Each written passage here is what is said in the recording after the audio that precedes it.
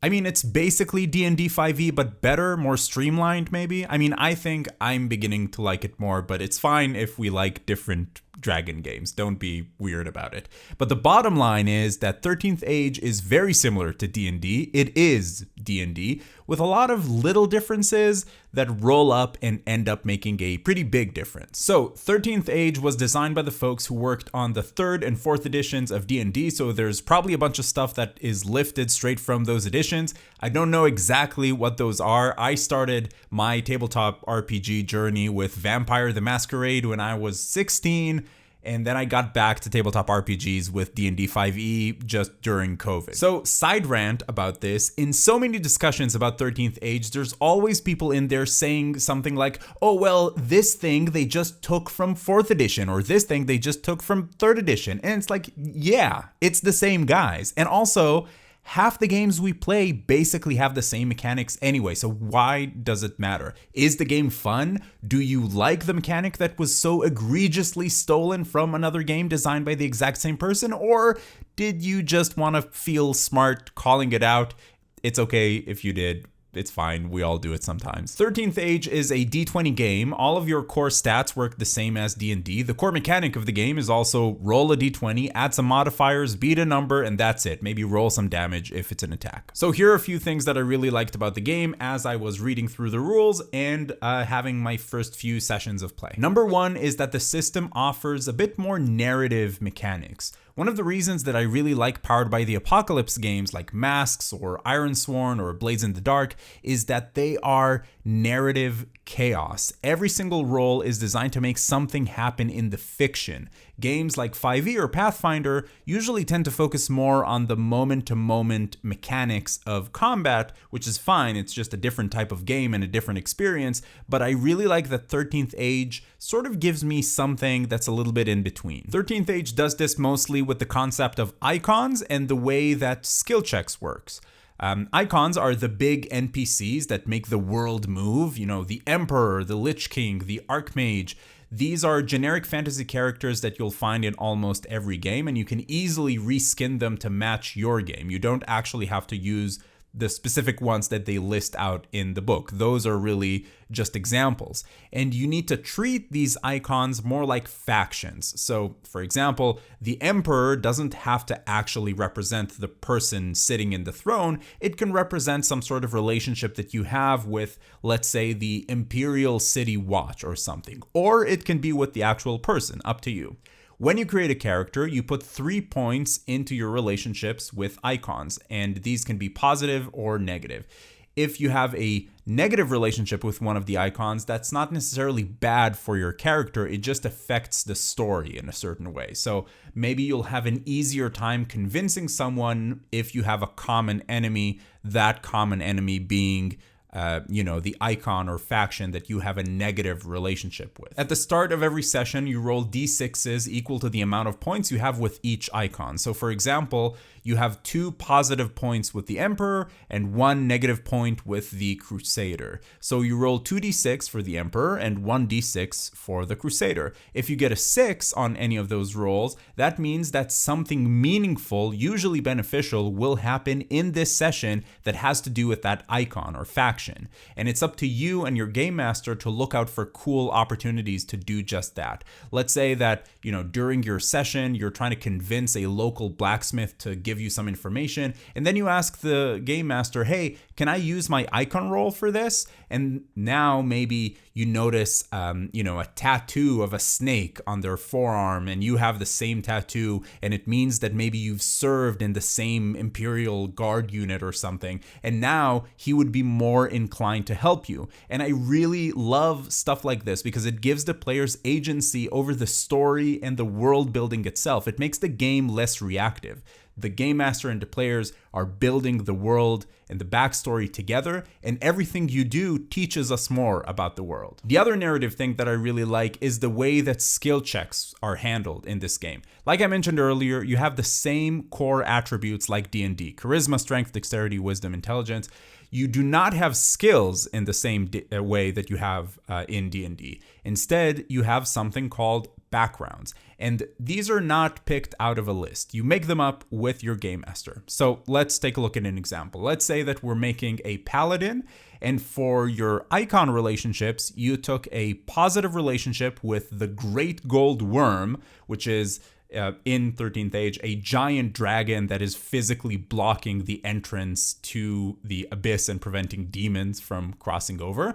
And you have a negative point with the Crusader, who's kind of a badass demon slayer who's also sort of a bad guy. Then maybe one of your backgrounds, let's say you take Crusader's cavalry squad, and you'll say that, you used to serve the Crusader, but then something happened and you defected, which is why you have that negative relationship with that faction. You get 8 points total to put into backgrounds, and let's say that the whole Crusader thing was a really big part of your paladin's past, so we'll put 5 points in that background. Now, let's say that we're in a session during a game and you need to steal a horse. In D&D, maybe you'll roll for animal handling. In 13th Age, you'll use whatever attribute makes sense for that situation. Wisdom, strength, dexterity, whatever makes sense for that specific situation. And then maybe you'll tell your GM, hey, I used to be in the Crusaders cavalry squad, and when times were tough, we would steal horses if we had to. The Crusader didn't care what we did as long as we got the job done. And then your GM will say, yes, that is awesome, I love you. And then you would add that +5 modifier to your roll. This is great because it makes these rolls more meaningful. We learn about your character, we learn about the world through every single roll. And, we just build out the world through these things. I really like it. The next thing I want to talk about is the escalation die. You cannot talk about 13th Age without mentioning the escalation die. The escalation die is not really a die, it's a modifier, but the coolest way to represent it in an in-person game is with a big fat D6 that you put on the table where everybody can see. Combat in 13th Age works pretty much the same as D&D. You roll initiative and you go in rounds. But starting on the second round of combat, you start using the escalation die, which starts at 1 and ticks up every round until it gets to 6. The player characters and named bad guys add that number to their attack rolls. This is a really simple mechanic that completely changes the flow of combat. It means that as the fight goes on, you hit more, and some classes also have abilities that trigger off the escalation die, which is really cool.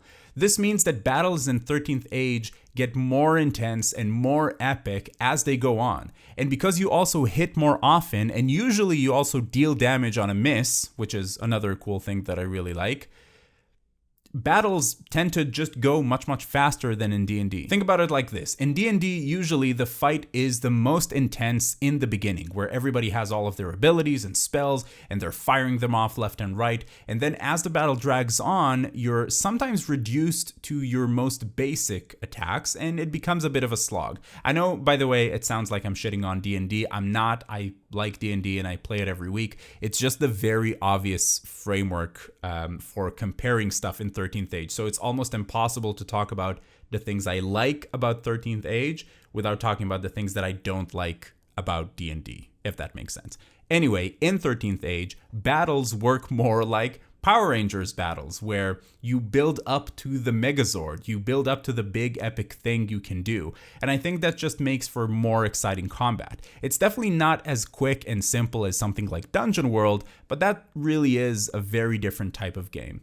That's why I think 13th Age is a great fit for people like me who like 5e, but just wish it was a bit more narrative and streamlined, and feel that Pathfinder looks cool, but maybe just feels a bit too crunchy. The next thing I want to talk about is how healing works. One of the things that I was never a big fan of is healing all your wounds after a long rest.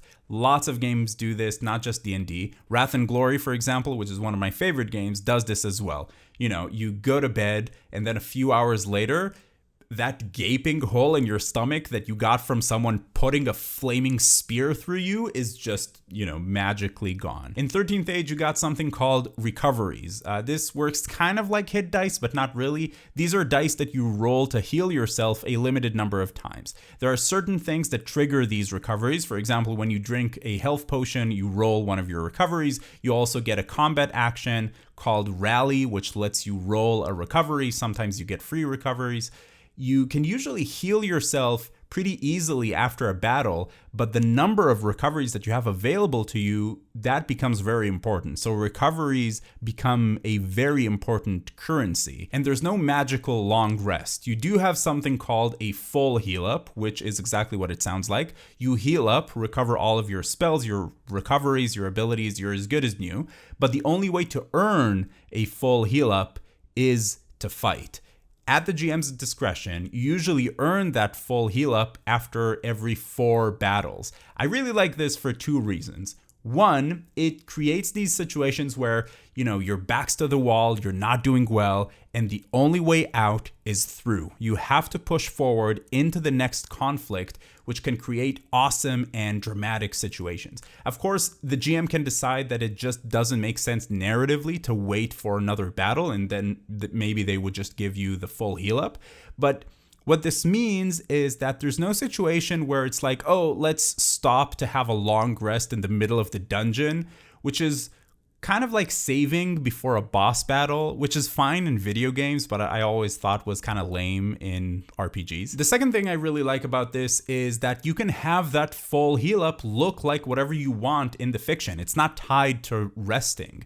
It can be, the time that you spent in a city, patching up your wounds or whatever. There's a ton of other things that I can mention, like how character creation is a bit simpler and how every spellcasting class has their own spells, so you're not always cross-referencing a huge list of spells, or that monsters are very easy to run because they're basically a collection of just the few cool things that they can do, and that's about it. Or how every level gives you meaningful advancements. There are no filler levels, and because you add your level to a lot of your rolls, you get progressively stronger in a really meaningful way. But I think you get the gist of it. So the 2 questions that I see most often about this game is 1, who is it for? And 2, does it replace D&D? Who is it for? Like I said, I feel like the people who would most enjoy this are people who play D&D but wish it was a bit more narrative and streamlined. And does it replace D&D? Or, if I play D&D, why should I also play this? Well, while both of these games have their roots in the same system, they are different games, and they do have a different feel. 13th Age, for example, doesn't really do the ragtag group of low-level adventurers slowly turning into gods kind of narrative. 13th Age is for big damn heroes. Even at level 1, you are a powerful character with lots of stuff you can do, and it wouldn't really make a ton of sense to start a 13th Age game as just nobodies. Your characters in 13th Age are supposed to be already involved in big stuff that's happening in the world. I think it's a bonus that if you already know how to play D&D, you pretty much know how to play 13th Age, but I don't feel like these games necessarily fill the exact same spot.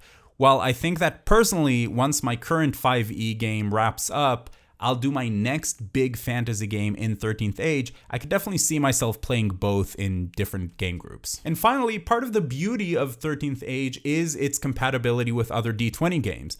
You don't have to play 13th Age to enjoy it. Things like the escalation die, icons, backgrounds, all of that could pretty easily be lifted and ported to other games. Okay, I feel like I talked for long enough. If you want me to talk more about 13th Age, let me know in the comments down below.